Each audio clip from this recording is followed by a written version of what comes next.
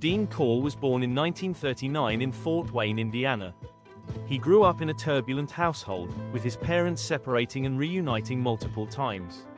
Those early years were marked by instability, but to most people, Dean appeared polite and well-behaved.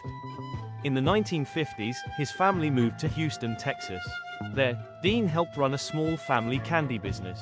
Because of this, neighborhood kids came to know him as the Candy Man. This friendly image would later conceal a much darker reality. Corll was described as quiet and respectful in public. He completed his schooling and even served briefly in the military. After returning to Houston, he became more deeply involved in his family's candy company. By the late 1960s, Corll began living independently. At first, few people noticed anything unusual about him. He was friendly with local teenagers and often offered them candy or odd jobs. Behind the scenes, however, he was forming dangerous relationships. Two young men, David Brooks and Elmer Wayne Henley, would eventually become his accomplices. They helped him lure victims, creating one of the most shocking cases in U.S. history. Between 1970 and 1973, a series of young men disappeared in Houston. Families searched desperately, but the connections were not immediately clear. For years, the community lived in uncertainty, unaware of the truth.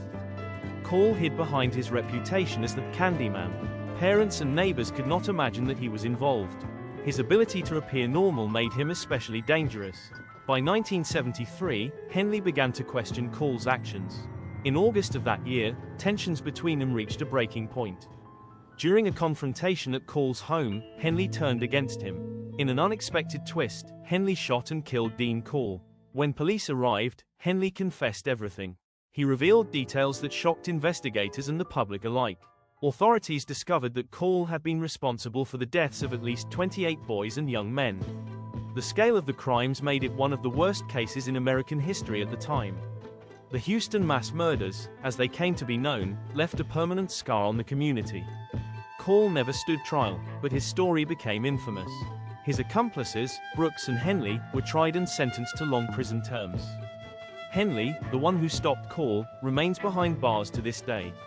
The crimes of Dean Corll shocked the nation. They revealed how someone with a seemingly ordinary life could hide such darkness. The case remains one of the most disturbing true crime stories in U.S. history. Dean Corll is remembered not for his candy business or polite appearance, but for the fear and tragedy he brought to countless families in Houston.